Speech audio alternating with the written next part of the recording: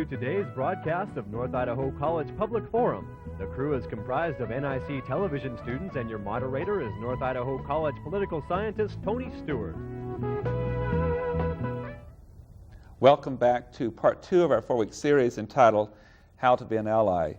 For our viewers who were not with us last week, I had indicated that we would deal with this topic over a 4-week series, and we are very thankful to the Northwest Coalition Against Malicious Harassment for providing our guests for this 4-week series. Recently they had a conference in Spokane, and at that conference they were discussing hate crimes and malicious harassment, and the topic of that conference was how to be an ally. Last week we talked with you concerning statistically what is happening and the rise of hate crimes across America and even other parts of the world such as Europe, and why those increases have taken place and the categorizing of the communities that have been victims. On Program 2, we have invited 4 guests to talk about the victims themselves and the whole issue of victimization and how detrimental that is to the human spirit and human relations. We're very fortunate to have on the program those 4 guests, and to my far right is Mr. Eric Love, who is the president of the Associated Students of Boise State University. And Eric is involved in many, many human rights issues. And Eric, welcome to our program. Thank you. Next to him is Kevin Burrell, who comes to us from Washington, D.C. for this conference. He is the director of the Anti-Violence Project for the National Gay and Lesbian Task Force, and he is highly qualified through his organization to talk about the problems that we see in this country concerning victimization. And Kevin, it's a pleasure having you on our program. Thanks, Tony. And next to Kevin is Jesse Bahrain, who's had over 35 years in civil rights work. He comes to us from Boise, Idaho, and works for the state government, but has given his life to human rights. And he is the former president of Image, a very, very large membership. In fact, it's the largest Hispanic organization in the Pacific Northwest. He's also a member of the board of directors of the Northwest Coalition. Jesse, welcome to our program. Thank you, Tony. And next to him is Marilyn Schuler, who is the executive director of the Idaho Human Rights Commission. She is also a board member of the Northwest Coalition, representing Governor Cecil Andrus on the board, and has worked so much in this area that we're going to discuss today. And Marilyn, welcome to the program. Thanks, Tony. As we start this very serious discussion, I would like to ask each of our guests today to, in your own perception, in your own mind, what does the word victim mean to you? What does victimization mean to you? And I think I'll start this question with Kevin today. Well, I think victimization is about being violated. It's about being denigrated. It's about being put down. And we have to keep in mind when we talk about hate crimes, we're really talking about acts of terrorism. These are not-for-profit crimes motivated less by the desire to rip people off than to rip them apart, psychically, if not always physically. And that's often the effect that it has on the victim. The victim feels ripped apart. He or she may feel that the incident is more than the sum of its parts, that it's a reminder of all the abuse they've ever had to endure during their entire lifetimes for being different, whether it's because they're African American or gay or lesbian or Latino or Native American or whatever. That it's a profoundly isolating experience to be the target of a hate-motivated crime, and one that I think over time creates a great deal of rage and fear, and not just in the victim or the survivor, but in the whole community of which he or she is a part. Marilyn? I see victims as people who, through no fault of their own, are in a place in which they are profoundly hurting, and in which often it comes as a surprise or a shock, and in which they hadn't been engaged in anything in which we could logically predict that such consequences would occur. I think victimization is something that is not healthy for people. It is not healthy for people to go around being victims. It's not good for groups to feel that they're victims, for the gay and lesbian community, for African Americans, for women, for other groups to feel that they as a group are victims. Jesse? I also feel the same way in terms of victims.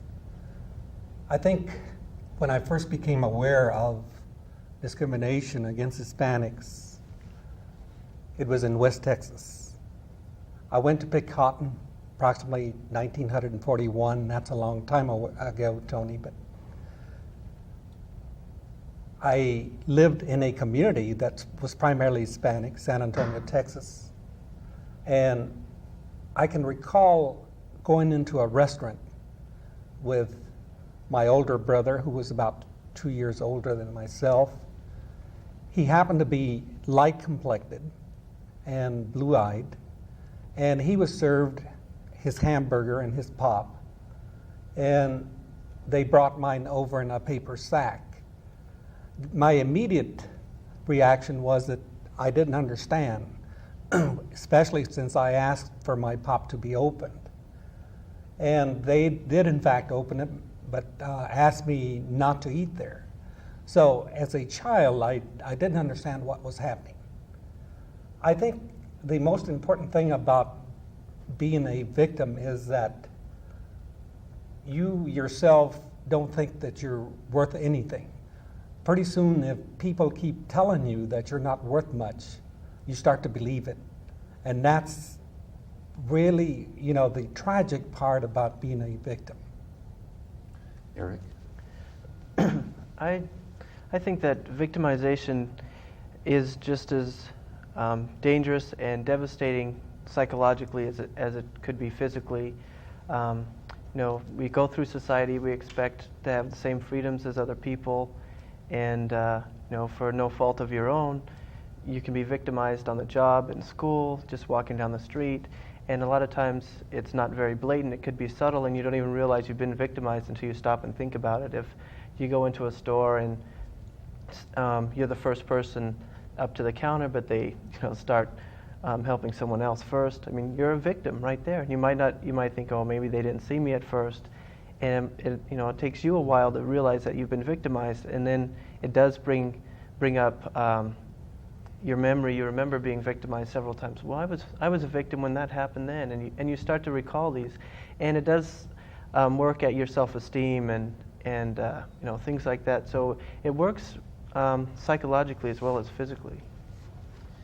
And in dealing with this whole really, really serious problem in society and whole communities, that every member of that community is a victim, what does that do to, I'm going to start with you again this time, Eric, since you answered last, we'll rotate, but okay. What does that do to one mentally and psychologically to go through that on just a constant basis? Well, you start out with a lot against you, as if life isn't hard enough, everyday life. You have strikes against you already, especially if a whole group, we'll say African Americans, if the whole group is victimized, you can see it on TV, out in the streets, you can see it happening, and so you already have to work harder in life than you normally would have to. And I think now we're in the 1990s, you don't expect to have to go through these struggles. You think you can just go to school, go to work, and just live your life, but it's just not that way. You are a victim, and in order to accomplish something, you have to try twice as hard. You have to work to get your foot in the door. You have to overcome stereotypes, and you just hit blocks all along the way, and it just makes things more difficult.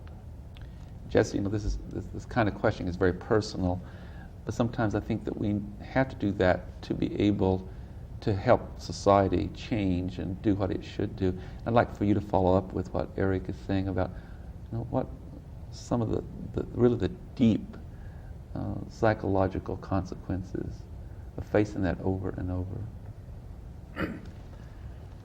First of all, you don't understand how institutions such as religious institutions, law enforcement, would not become aware of those things and be in the forefront in fighting and talking against those type of discrimination in this country.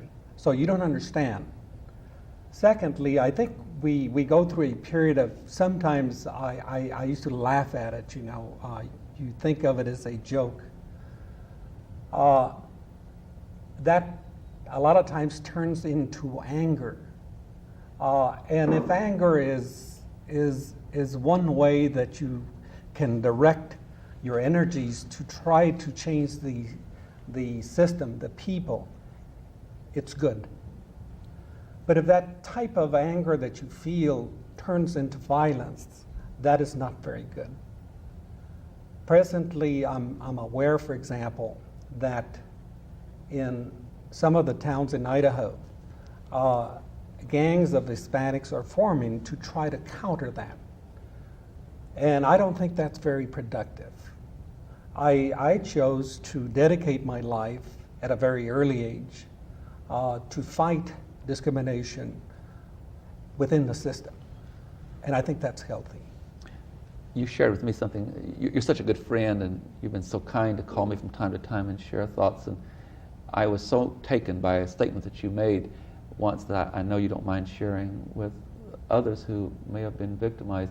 And you talked about when one is a victim and when that statements and the slurs and the harassment that attacks your self-esteem, how you dealt with that in relation to who had the problem.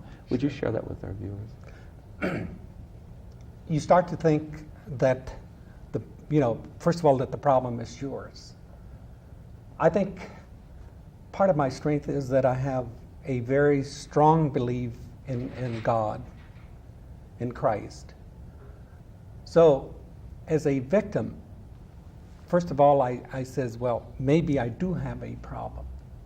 And then as I internalized my thought process, I soon changed and I said, I really don't have a problem.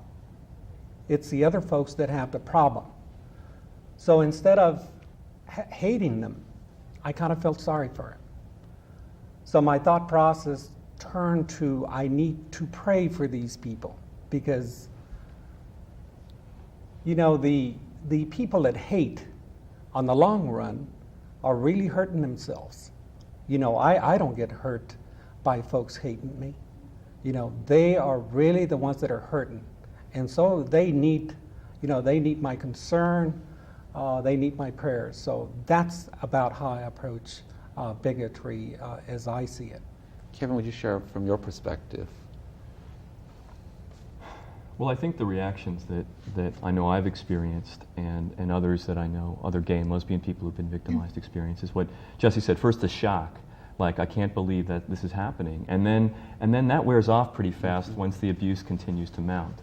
And then there's this feeling of betrayal. Like, I'm a human being, I'm a citizen of this country, I'm a person who lives on this planet, and I don't deserve to be victimized this way. And this sense that my right to speak, to associate, to assemble, to be who I am is being threatened or challenged, and that that the attack is intended to silence me, to punish me for being visible. And then I think something very dangerous can set in, and it's very similar to what women who've been sexually harassed or assaulted experience, which is self-blame. This and not just anybody who's been a victim of sexual assault, but particularly women, that sense that, well, you must have brought it on yourself, that this is what you get for quote-unquote flaunting your sexuality, and some people call it flaunting your sexuality. I think that whenever gay or lesbian people, for example, are just merely visible, we're accused of somehow flaunting it. But that sense that we're at fault. It's our fault for being attacked, because if we were more discreet, if we were, in a sense, invisible, then these attacks wouldn't happen.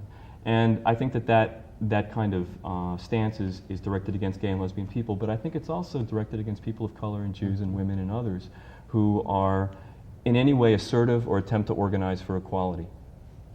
And as we combat this with understanding diversity, which is a very, very slow process, and in the education field is really moving very, very slowly.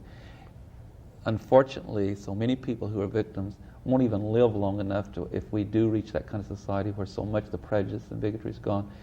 How do you cope with that on a daily basis when it continues to be very much a part of society? I don't worry about the results. I do it because it's right. I do the work we do. We all do the work that we do because it's the right thing to do. And we just have to let go of the results. Whatever happens will happen. But unless we continually resist oppression in our lives, unless we continually act as an ally, and the whole theme of this program is how to be an ally, And one message that I think I'd like to get across to your viewers, it's not just the responsibility of the groups that are attacked to challenge bigotry. It's the responsibility of those who have the privilege to be constantly out there condemning racism, sexism, anti-Semitism, homophobia. And unless people, Elie Wiesel summarized it very well. He said that silence in the face of injustice consents to injustice. And unless people of conscience start to speak out and condemn bigotry and bigoted motivated violence, bias motivated violence, these attacks will continue to escalate. And so that's what your viewers need to be conscious of, is that they have a personal responsibility. There is no middle ground. You're either on the side of the bigots and the bastards of this world, or you're on the side of those who are oppressed and targeted by bias. Thank you. Marilyn, in your capacity as head of the Human Rights Commission of Idaho, you deal with so many of these issues. And what is your reaction to my question on what it does to people psychologically to be victimized? I think that probably everybody has said it. A lot of people come in just simply not believing it, just simply can't believing that it couldn't be this horrible thing happened, but it really couldn't be because I'm black, or it couldn't be because I'm a woman. So there's denial, there's anger, and then there's the feeling that they get that they really aren't worth much. And I think that has the greatest societal concern that is very sobering. Because if you tell groups of people that they're not worth much and others are silent, then I think the Pygmalion theory comes into play, and I think that the people will indeed not perform at the same level, and they won't be as productive to society. Victims of sexual harassment, if it goes uncorrected, are often become less productive at work, have higher absenteeism rates, are quote-unquote sick a lot because they simply can't cope with it, and they don't feel good as people, and they make lots of mistakes. And a good worker turns into an unproductive worker. And that same thing happens in thousands of places for all kinds of victims. In a moment, we're going to get into the question that Kevin raised about what our theme is, how to be an ally. Before we do that, I'm going to ask a question that I, instead of just going down the line, ask anyone that wishes to respond to it. The late Dr. Martin Luther King Jr., who was so eloquent as a speaker and a writer, for those who are wise enough to read his words, can learn so much about the whole question of what human is like to relate with all other humans. And once he said, among many other eloquent things, that he refused to hate. With all the things that happened, and with all the tragedies and the killing of children, bombing of churches, the turning of the dogs on his people, the electric cattle prods, he said, I refuse to hate, because if I hate, I will die inside. How would you respond to his statement? I would have to agree with him, although it's very difficult to feel that way all the time. Like Jesse, I look at not only my ethnic group and other ethnic groups and other groups as being victims, but the people who are doing the victimizing are also victims because they don't have the capacity to love. They will never learn what my culture has done for our society. They won't know what gays and lesbians have done. They won't ever look at the contributions of different groups to our overall society. And each group has contributed a great deal, and that's what makes America what it's supposed to be. And unless you have the capacity to love, you'll never know. And I think that you'll never be complete. Research says some interesting things about people who don't accept diversity, and generally what we know about them is that they're generally people who have less education, and their own self-concepts are not very good. And so I think we need to think and perhaps have focus some concern about making people feel better about who they are. Because if you feel good about who you are, you don't need to put somebody else down. And if I feel good about who I am, it's okay for Jesse to be who he is. Mm-hmm. Right. That's such an excellent point. And in relation to child abuse, which is something that we have a lot of statistics on and how tragic it is, that it is so incredible to me, and you brought to mind, Marilyn, that so many of the people who abuse their children, either physically or sexually, were abused themselves. My first reaction to that is someone who's very fortunate that didn't go through that. But if I had been abused as a child, it would seem that my thinking would be, if I can live through this, if I can escape this, when I become an adult, I would not do that. But it doesn't work that way, does it? It appears not to. And so that relates to this issue too, does it not, Kevin? Well, I think we have to distinguish between anger and hatred. Okay. And I think that being angry is a very healthy response to experiencing abuse. And that people who can't get in touch with their own anger, I think never really heal from that abuse. I remember counseling a young black gay man, he was in his late teens, who'd been harassed by his colleagues in school, and as a result, he walked to school every day rather than deal with the abuse on the school bus. And he was so upset that he couldn't even get in touch with how angry he was. It was like he had no affect. He didn't feel any anger. So it's important to be angry, I think. But I think eventually we have to move beyond that. And I think that we can only move beyond it when we've been able to somehow stop the abuse from happening. The other point I just wanted to make was that while we do need compassion for the perpetrators, we know from how we deal with domestic violence that it's very, very important not to indulge abusers. And that men, for example, who batter and who are arrested tend to not batter again than men who are constantly go through counseling programs. So we need to also respond with some real strict law enforcement measures to hate crime. That's excellent. Jeff? I'd like to zero in on part of my life. I want you to know that I also started in a very narrow concept when I started my civil rights work. Thinking only about Hispanics and thinking only about migrant agricultural workers. I also want you to know that I had a lot of Anglo friends and supporters. Otherwise, I don't think that I could have coped with a lot of the things that were happening.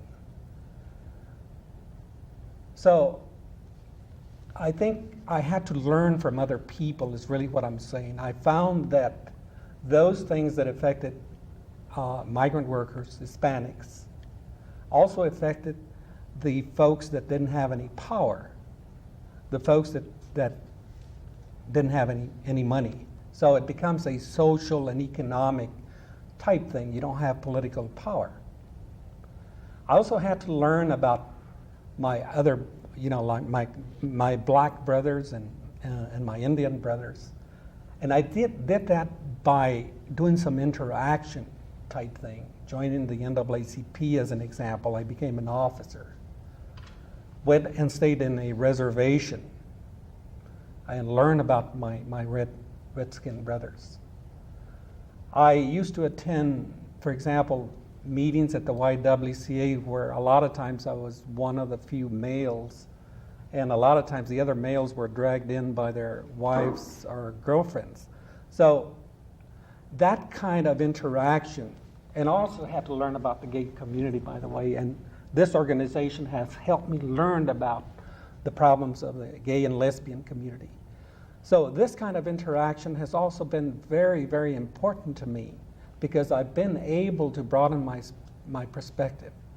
Now that I'm involved in all of these things, I wonder, why the people that are engaged in hatred and bigotry, I even wonder why they do that, because it's such a useless exercise in life because life is so short.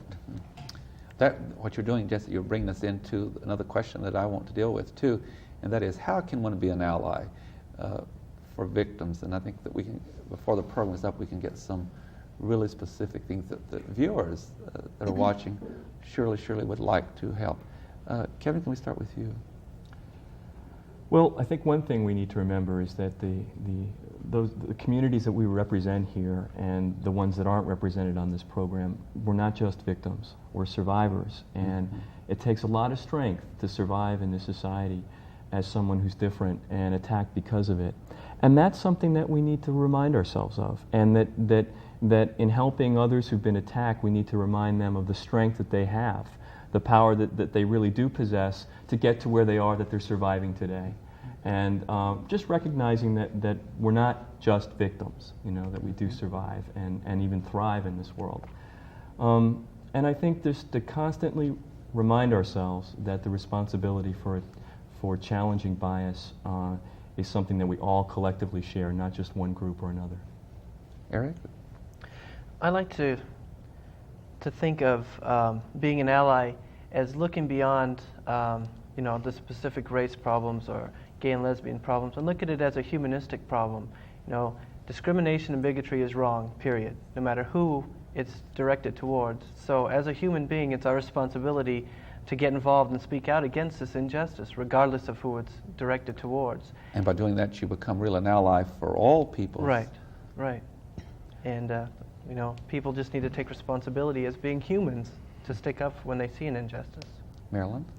Well, I really don't like the word victim. I like the word ally, because I think allies can take away the victim label from people. They can support them. They can give them back power. They can make them understand that they have power, and they will no longer be victims. They will be people who have experienced something very devastating, but they are stronger human beings. The Chinese have kanji characters for the word crisis, and they mean danger and opportunity. And when a horrible thing happens to a person, it's a wonderful opportunity to grow and to become even a stronger person and to no longer be a victim. I would like to pursue that with you with a statement I saw from a group in Oregon that's dealing with youth camps now. And one of their, I guess it's really a slogan with them. And their slogan is it is not the proper or we've not reached where we should be if we simply tolerate diversity, that we must learn to celebrate diversity. Doesn't that fit into what you're saying? Right, that's good. I couldn't say it better, Tony. Okay. Jesse, we have a little time left, and would you share with us how to be an ally? You hit the word diversity, and it's used extensively right now. You also hear the word about America being the melting pot of the world, and I have heard it. That let's look at America as kind of the salad with a lot of different colors, and just the diversity of taste, like a fruit salad or a vegetable salad. And I think we have to appreciate each other's culture and language, and I think that is very, very important. I wish we had a lot more time. You have been so helpful and stimulating about what life is all about, and I am closing the program by saying that I know that the people in our audience have been moved, and many of them will assist in this struggle to treat all humans with the celebration of our diversity, and I thank you very much. Ladies and gentlemen, I know you've appreciated this program, and we'd like to invite you to be with us again next week, and we'll continue the series. And next week we're going to talk about education and the issue of pluralism in education. You're very kind to write to us and to call us, and please continue to do so, and we shall respond. Until next week, I hope you have a wonderful week. I am Tony Stewart.